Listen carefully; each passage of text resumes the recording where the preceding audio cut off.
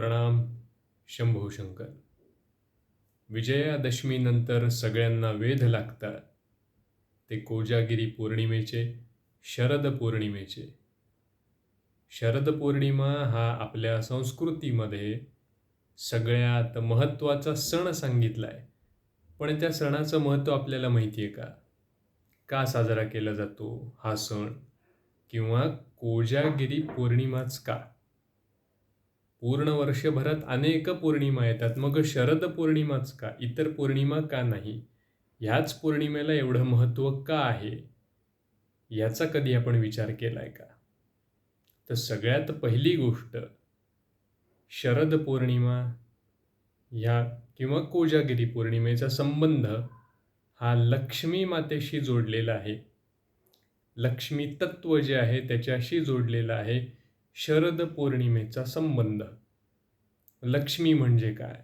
बऱ्याच जणांना असं वाटतं की लक्ष्मी म्हणजे पैसा, लक्ष्मी म्हणजे धन. पण नाही, लक्ष्मीचा अर्थ होतो समृद्धी, लक्ष्मीचा अर्थ होतो संपन्नता. मग त्यामध्ये बुद्धी असेल, तुमचं व्यवहार चातुर्य असेल, तुमच्यामधले स्किल्स असतील, ज्या गोष्टीं थ्रू तुम्ही पैसा कमवता किंवा तुम्हाला सुबत्ता ज्या गोष्टींमुळे मिळते, ते गुण, ते तत्व म्हणजे लक्ष्मी तत्व. म्हणून लक्ष्मी कधीही स्थिर नसते. ज्यांना वाटतं की पैसा स्थिर असतो नसतो, पैसा कधी स्थिर नसतो म्हणून लक्ष्मीला पैसा म्हणतात, अजिबात नाही. आपल्याकडे पैशाला माया म्हणलेलं आहे. धन कशाला म्हणलंय? गोधन, स्त्रीधन.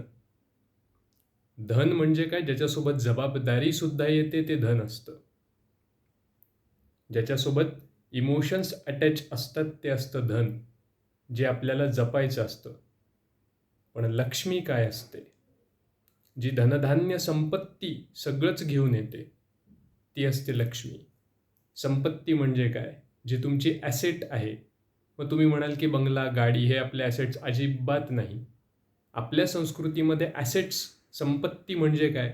आपलं शरीर आपली संपत्ती आहे, आपली बुद्धी आपली संपत्ती आहे, आपल्याकडची कला आपली संपत्ती आहे.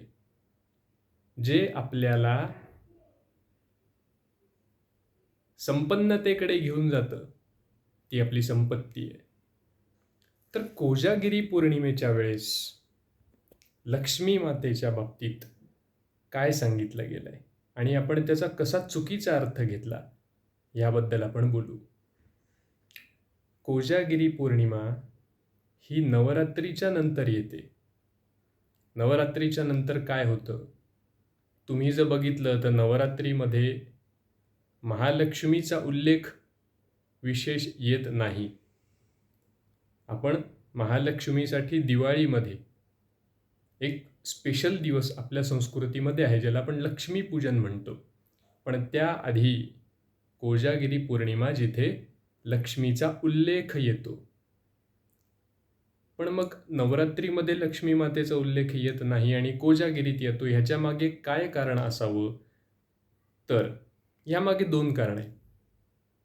एक वैज्ञानिक आहे आणि एक आध्यात्मिक आहे. पहिलं कारण, लक्ष्मीचा उल्लेख नवरात्रीमध्ये येत नाही कारण लक्ष्मी ही साधन, संपत्ती, धनधान्य, ऐश्वर्य घेऊन येणारी शक्ती आहे, तत्व आहे. आणि नवरात्रीमध्ये नवदुर्गांचं पूजन केलं जातं, जिथे आपल्याला युद्ध करायचं आहे, आपल्यातले स्किल डेव्हलप करायचे आहेत, आपल्यातल्या चुकीच्या गोष्टी आपल्याला दूर करायच्या आहेत. आपणच आपल्याशी लढत असणार आहोत. आपल्यामध्ये शक्ती जागृत होणार आहे, वाईट शक्तीचा ऱ्हास होणार आहे, चांगली शक्ती आपली जागृत होणार आहे. हे सगळं झाल्यानंतर 9 दिवसांचा धावपळीचा कालावधी संपल्यानंतर शक्ती शयन करते, म्हणजे देवी निद्रेस जाते. त्यानंतर कोजागिरी पौर्णिमा सांगितली आहे. म्हणजे काय? की जेव्हा आपण दमून, भागून, थकून आपली शक्ती जागृत करण्याचा प्रयत्न करतो, त्यानंतर जागरणाचा काळ, स्वतःला रिअलायझेशनमध्ये नेण्याचा काळ म्हणजे कोजागिरी पौर्णिमा. जर तुम्ही एनर्जीच्या हिशोबाने बघितलं तर कोजागिरी पौर्णिमेला हायेस्ट एनर्जी पॉईंट मानला जातो. अमावस्या हायेस्ट एनर्जी पॉईंटला असते महाशिवरात्रीला आणि पौर्णिमेला कोजागिरी पौर्णिमेच्या दिवशी हायेस्ट एनर्जी असते. यावेळेस तुम्ही स्वतःची आध्यात्मिक ऊर्जा वाढवू शकता. तुम्ही ध्यान करू शकता. जागरण हे अंतरीय असलं पाहिजे. आतलं जागरण होणं महत्त्वाचं आहे. उगाच तू किती दूध पितो, मी किती दूध पितो, मग आपण त्याच्या शर्यती लावू, नाचगाणी करू, डीजे लावू, हवं तसं नाचू, पार्ट्या करू, यासाठी कोजागिरी नाही. कोजागर्ती ह्या शब्दाचा अर्थ जागो. जागो अपने भीतर देखो, ध्यान में डूब जाओ. देखो कौन अच्छा है कौन बुरा है, अपने भीतर क्या बुरा है अपने भीतर क्या अच्छा है, उसे जगाओ. और अगर वो जगाओगे, उस दिन आप खुद जाग जाओगे, तो आप खुद पाओगे की आने वाले समय में आपको संपन्नता उपलब्ध हो रही है. पण आपण ह्याचा अर्थ काय घेतला? जागा, रात्रभर जागा. जागा आणि काय करा? मसाला दूध प्या, अश्लील कामं करा, पार्ट्या करा, नंगा नाच करा. ह्या गोष्टी सध्या चालू आहेत म्हणून बोलतोय. पण ह्याचा अर्थ असा नाही आहे. ह्याचा अर्थ आहे की जागा, ध्यान करा. ज्यांना ज्यांना माहिती असेल की पौर्णिमेच्या चंद्राची एनर्जी, पौर्णिमेच्या रात्री असलेली एनर्जी आपल्यासाठी किती कामाची आहे, किती उपयुक्त आहे, याचा जर तुम्ही विचार केला तर तुम्हाला कळेल की ह्यामागे शास्त्र काय आहे, ह्यामागे विज्ञान काय. विज्ञान असं आहे की तुम्ही कॉस्मिक एनर्जीचा वापर करून घ्या स्वतःसाठी, स्वतःच्या भल्यासाठी, चांगल्यासाठी. बरेच लोक असतात ह्या दिवशी स्टोन, त्यांच्याकडे जे खडे असतात ते चार्ज करतात, त्याला एनर्जी देतात. तुमच्या शरीराला तुम्ही चंद्राच्या प्रकाशात घेऊन गेलं तर तुम्हाला नवीन ऊर्जा मिळते. ज्यांच्याकडे काही झाडं असतात त्यांना ते एनर्जी देतात. बऱ्याच तांत्रिक विधी, तांत्रिक म्हणजे वैज्ञानिक, तांत्रिक म्हणजे निगेटिव्ह अर्थ घेऊ नका, वैज्ञानिक. आपल्याकडे विज्ञान म्हणजे तंत्र, तंत्रज्ञान म्हणजे विज्ञान, आणि जो तंत्रज्ञानाशी रिलेटेड गोष्टी करतो तो तांत्रिक म्हणजेच वैज्ञानिक. तर वैज्ञानिक म्हणजे तांत्रिक. संपूर्ण त्यांचे जे साहित्य आहे ते चार्ज करण्याचं काम कोजागिरी पौर्णिमेला करतात. स्वतः चार्ज होण्याचं काम कोजागिरी पौर्णिमेलाच होतं आणि ह्यासाठी चंद्राच्या प्रकाशात बसणं गरजेचं आहे. चंद्राचा प्रकाश जोपर्यंत आहे तोपर्यंत चंद्राच्या प्रकाशात आपण असावं, ॲक्टिव्ह असावं. ह्यासाठी सांगितलं की जागरण महत्त्वाचं आहे. दुसरं जागरण आहे आतमधलं, जिथे आपण स्वतःकडे बघू शकतो की आपलं काय चुकतंय, आपल्याला कशाची गरज आहे. अजून एक, कोजागिरी पौर्णिमेला करवा चौथचं व्रत असतं. उत्तर भारत में करवा चौथ की प्रथा है, परंपरा है, लेकिन उसमें भी हम विकृत चीज़ें इंक्लूड करते जा रहे हैं जो बहुत ही गलत है. दरअसल होता ये है, मुझे ऐसा लगता है कि देखो आजकल ज़माना फ़िल्टर का है, लेकिन हमारे पास हमारे पूर्वजों ने पहले से ही बता के रखा है कि करवा चौथ के दिन आपके और आपके पति के बीच में एक फ़िल्टर लगा लो. वो जो ऊर्जा ऊपर से बरस रही है उस ऊर्जा का लाभ कर लो और देखो. फ़िल्टर लगा लो, एक दूसरे के दुर्गुण अवगुण छोड़ दो और जो भी अमृत बरस रहा है, जो बचा है नीचे फ़िल्टर होके आ रहा है, वो ग्रहण कर लो, उसे जानो. ज़रूरी नहीं है कि पत्नी ही पति को देखे फ़िल्टर से. बीच में जो छन्नी पकड़ते हैं वही फ़िल्टर है. तो ज़रूरी नहीं है कि पत्नी ही पति को देखे, पति भी तो उसी फ़िल्टर से पत्नी को देख रहा है. तो एक दूसरे के प्रति मन में जो भी गलत बातें हो, गुस्सा हो, भेद हो, द्वेष हो, सब छोड़ दो और इस एनर्जी का उपयोग करके भीतर का प्रेम जगा लो. यही संदेश देना है. महाराष्ट्र में जैसे वट सावित्री का व्रत होता है, उसी तरीके से व्रत होता है कि मेरे पति की लंबी आयु के लिए मैं करवा चौथ का व्रत रखूंगी। लेकिन उसका क्या फ़ायदा कि करवा चौथ का व्रत तो रखे, लेकिन पति को गाली देने में बिल्कुल आव न सोचे न ताव सोचे, ना आगे देखे न पीछे देखे। बहुत सी चीज़ें हैं, दोनों के भी बहुत से अफेयर्स चलते हैं बाहर, लेकिन करवा चौथ का व्रत तो ज़रूर करेंगे। ये गलत है।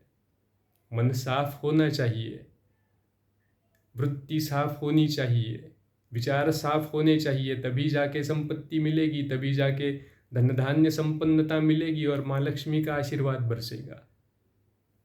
कोजागिरी पूर्णिमा का ये महत्व है जो शास्त्रों में बताया गया है, लेकिन हम नहीं मान रहे। आम्हाला काय करायचंय पार्ट्या, आम्हाला काय करायचंय, रेस लावायची, तू किती दूध पितो, तुझ्यापेक्षा मी किती जास्त पितो, या सगळ्या गोष्टी सोडा आणि कोजागिरी पौर्णिमेला स्वतःमधली एनर्जी जागृत करण्याचा प्रयत्न करा।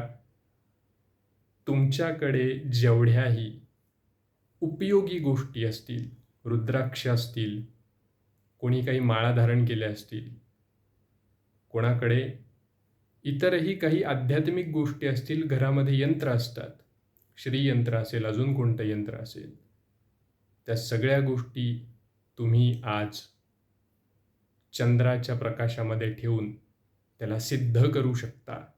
काही करायचं नाही, फक्त चंद्राच्या प्रकाशात ठेवायचं आहे आणि तिथे शांत बसून राहायचं आहे। कोणाला वाटलं तर तुम्ही कोणता जप करू शकता, नाही केलात तरी चालेल। चंद्राचा प्रकाश तुमच्यावर पडतोय, तुमचं मन शांत होतंय, खूप आहे। क्योंकि चांद मन का प्रतीक है, चंद्रमा के प्रकाश का मन पे बड़ा प्रभाव होता है और उसी के कारण इंसान बहकता भी है, पागल भी होता है और एक उच्चतम लेवल पे भी पहुंच जाता है, उच्चतम सीढ़ी पर भी उसी के वजह से विराजमान हो सकता है। निर्णय आपका होगा कि आपको करना क्या है। चांद में इंसान पागल भी होगा और उसी चांद के प्रकाश का इस्तेमाल करके इंसान ध्यानी भी हो सकता है।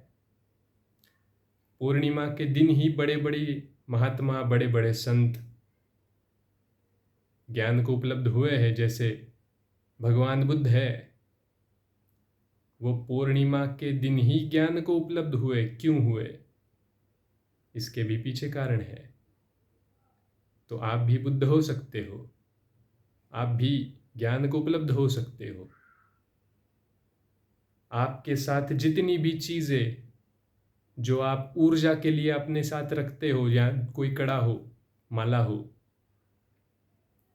कोई भी चीज़ हो, आज आपको अवसर है, आप चांद के प्रकाश में, चंद्रमा के प्रकाश में रख कर उसे सिद्ध कर लो। वही चीज़ पूरा साल आपको ऊर्जा देती रहेगी। खुद भी चार्ज हो जाओ। पूरे साल की ऊर्जा आज के एक दिन में, एक रात में ग्रहण करने का मौका आपको मिला है। बिल्कुल ना गवाओ। शंभो शंकर।